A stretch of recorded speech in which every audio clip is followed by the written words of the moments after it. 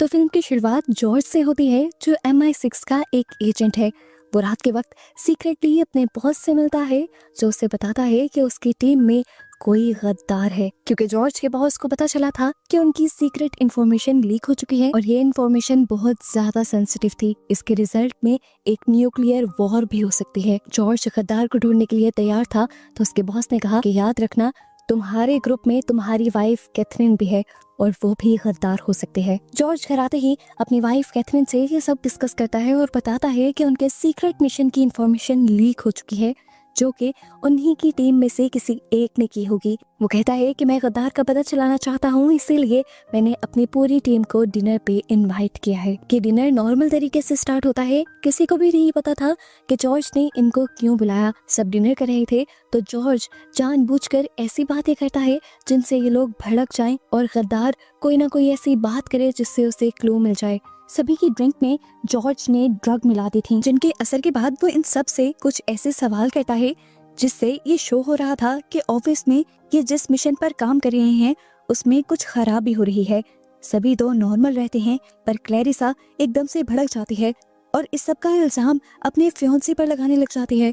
वो भी ये सुनकर भड़क जाता है, तो क्लैरिसा बहस को खत्म करने के लिए गुस्से में एक नाइफ उठाकर उसका हाथ जख्मी कर देती है। ये सब लोग उसे देखने में लग जाते हैं और डिनर यहीं पर रुक जाता है।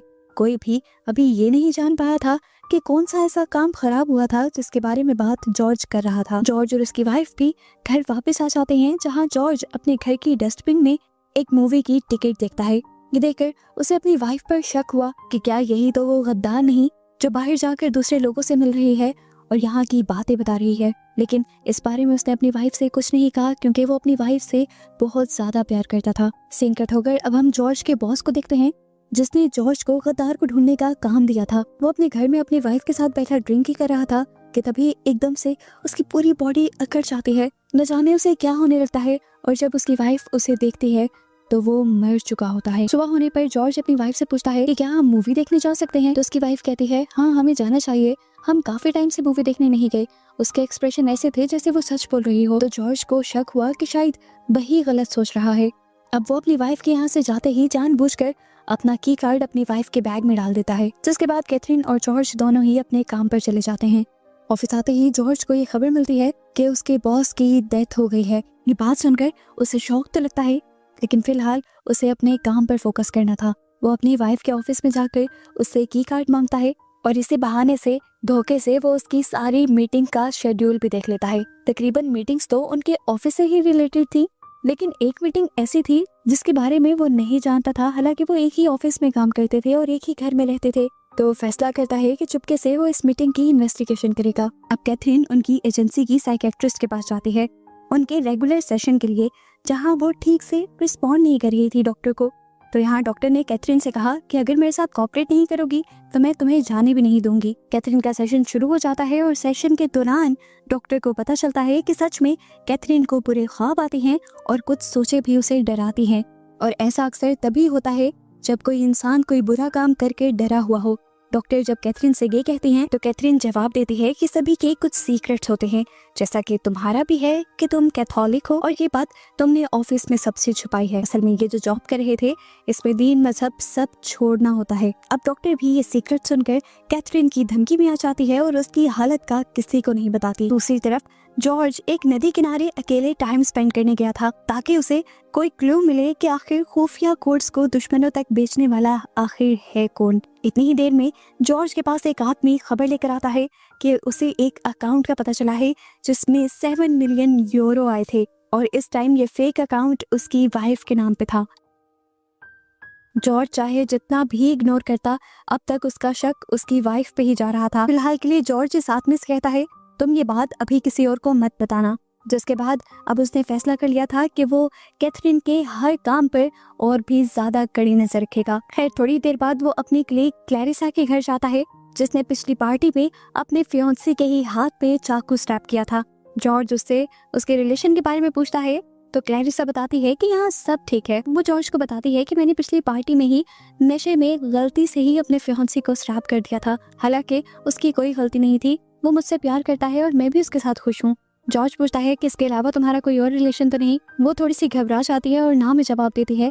तो जॉर्ज कहता है तुम मुझसे झूठ बोल रही हो, मैं जानता हूँ कि तुम्हारा एक और आदमी से ताल्लुक है और इस बारे में तुम्हारे फियांसे को भी नहीं पता। असल में वो नहीं बल्कि तुम उस पर चीट कर रही हो और अगर उसे पता चल गया तो वो इस रिलेशन को तोड़ भी सकता है। क्लैरिसा ये सुनकर डर जाती है और उससे पूछती है कि तुम आखिर क्या चाहते हो, तुमने मेरे बारे में ये सारी मालूमात क्यों इकट्ठी की हुई है। वो अब अपना असली मकसद बताता है कि तुम्हारे पास जिस सैटेलाइट का कंट्रोल है मैं उसके जरिए अपनी वाइफ पर नजर रखना चाहता हूँ, क्योंकि मुझे लग रहा है कि कैथरीन ही है जिसने वो सारी इंफॉर्मेशन लीक की है। मैंने उसका शेड्यूल चेक किया है, उसमें वो एक ऐसे बंदे से मिलने वाली है जिसका हमारे ऑफिस से दूर दूर तक कोई ताल्लुक नहीं और वो आदमी भी रशियन है और मेरी वाइफ के ही एक फेक रशियन अकाउंट में 7 मिलियन यूरो रिसीव हुए हैं। मैं जानना चाहता हूँ कि ये पैसे कहाँ से आए और किसने भेजे। क्लैरिसा हैरान होकर उसे देखती रहती है और कहती है मैं तुमसे एक सवाल पूछूं, तुम अपनी वाइफ पर शक भी कर रहे हो लेकिन आज तक तुम्हारा रिलेशन इतना परफेक्ट कैसे है। जॉर्ज जवाब देता है कि इसके लिए लॉयल रहना पड़ता है और मैं अपनी वाइफ के लिए कुछ भी कर सकता हूँ। ये बात सुनने के बाद अब क्लैरिसा उससे कहती है वैसे तुम्हें मेरे राज पता चल गए हैं, अगर तुम्हें मेरे राज ना भी पता होते तो मैं तुम्हारी जरूर हेल्प करती।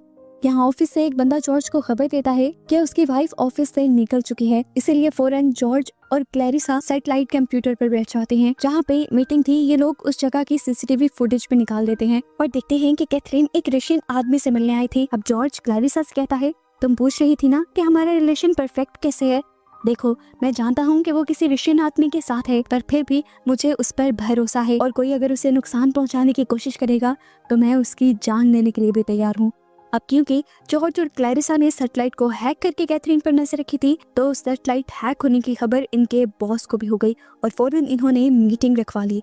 वो बताते हैं कि किसी ने 3 मिनट के लिए हमारी सैटेलाइट को हैक किया था और इस टाइम में हमारे सेफ हाउस में 6 लोग थे, हमने उन पर नजर रखी हुई थी इसी सैटेलाइट से। जब ये लोग सिस्टम को दोबारा ठीक कर पाए तो इन्हें पता चला कि उनके सेफ हाउस में अब 5 लोग बचे थे और कोई एक उनके सर्वर की कॉपी लेकर भाग गया था और अब वो ईस्टर्न यूरोप की तरफ जा रहा था और अब ये उनके मुल्क के लिए एक बहुत बड़ा खतरा बन सकता था। रशिया की तरफ से उनके खिलाफ एक जंग भी हो सकती थी और ये जंग वर्ल्ड वॉर में भी तब्दील हो सकती थी। अब यहाँ बैठे जॉर्ज को अपने ऊपर ही गुस्सा आने लगता है कि कैसे वो इतना लापरवाह हो सकता है। उसने अपनी वाइफ पे नजर रखने के चक्कर में उनके ही दुश्मनों का काम आसान कर दिया। अब गद्दार को ढूंढने की जिम्मेदारी भी जॉर्ज को ही दी जाती है और उसे कहा जाता है कि जल्दी गद्दार को ढूंढो और उसे पता चलाओ कि उसने ऐसा क्यों किया था। अब मीटिंग खत्म होने के बाद क्लैरिसा इस बात को छुपा नहीं पाती और अपने फियांसे को ये बात बता देती है कि सैटेलाइट उन्होंने ही हैक की थी और सैटेलाइट हैक करने का उनका मकसद कोई बड़ा नहीं था, बस जॉर्ज अपनी वाइफ पर नजर रखना चाहता था। और ये बात क्लैरिसा का फियांसे जाकर सच में कैथरीन को बता देता है। वो कैथरीन से कहता है कि तुम्हारा हस्बैंड तुम पर शक कर रहा है, तुम्हें संभल कर रहना होगा। कैथरीन उससे कहती है तुमने अच्छा किया कि मुझे ये बात बताई, अब आगे ये बात किसी को मत बताना। रात जाती है और हम जॉर्ज और कैथरीन को एक ही कमरे में एक ही बेड पर देखते हैं, लेकिन दोनों ही आज एक दूसरे से नजरें तक नहीं मिला रहे थे, बात करना तो दूर की बात। कुछ देर बाद बहुत सोचते हुए जॉर्ज कैथरीन से कहता है सब लोग हमें फंसाने की कोशिश कर रहे हैं, हमें संभल कर रहना होगा। सुबह होने पर हम जॉर्ज को मछलियां पकड़ने की तैयारी करता देखते हैं। वो उस आदमी को अपनी सीक्रेट लोकेशन पर बुलाता है जिसने उसे उसकी वाइफ के फेक अकाउंट के बारे में बताया था। जॉर्ज चाहे जितना भी अपने मुल्क के लिए वफादार था, उससे ज्यादा वो अपनी वाइफ से प्यार करता था। अब क्योंकि जॉर्ज के अलावा इस आदमी को भी पता था कैथरीन के धोखे का, तो वो उसे मारना चाहता था। वो उस आदमी से पूछता है कि तुम्हें उस अकाउंट के बारे में क्या पता है, तो वो कहता है कि वो अकाउंट पहले भी कई लोगों के नाम रह चुका है, तुम्हारी वाइफ पर शक करना ठीक नहीं। ये सुनकर जॉर्ज को पता चलता है कि वो खुद भी अभी अपनी खबर सच नहीं मान रहा, किसी को क्या बताएगा, इसलिए वो उसे मारने का इरादा कैंसिल कर देता है। यहाँ ऑफिस में कैथरीन क्लैरिसा से एक और मर्तबा सैटेलाइट हैक करके किसी आदमी का पता चलाने को कहती है और साफ लफ्जों में धमकी देती है कि अगर तुमने ऐसा ना किया तो तुम्हारे कल वाले कारनामे के बारे में सबको बताते हुए तुम्हें जेल करवा दूंगी। क्लैरिसा मजबूर होकर मान जाती है और फिर कैथरीन ये इन्फॉर्मेशन जाकर किसी और बंदे को देती है और बताती है कि ये सर्वर्स की कॉपी लेकर भागा है और इससे पहले कि ये कहीं और भाग जाए, इस लोकेशन पर जाकर इस बंदे को पकड़ लो ताकि और मसले ना बने, जरूरत पड़े तो उसे बॉम्ब से भी उड़ा देना। अब दिखाया जाता है कि कैथरीन ने सच में उस आदमी की गाड़ी पर ब्लास्ट करवा दिया था जो उनके सर्वर का डाटा लेकर यहाँ से भाग रहा था और वो जाकर अब अपने बॉस को ये खुशखबरी देती है कि उनका डाटा लीक होने से बच गया, मैंने उनको बॉम्ब से ही उड़वा दिया। उसके बॉस कहते हैं ये ठीक नहीं था। तो कैथरीन जवाब में कहती है, मकसद तो पूरा हो गया ना। अब कैथरीन ने ही दुश्मन को मरवाया था तो वो कैसे गद्दार हो सकती थी? जो इन्फॉर्मेशन पहले लीक हुई थी उसका गद्दार अभी भी नहीं मिला था।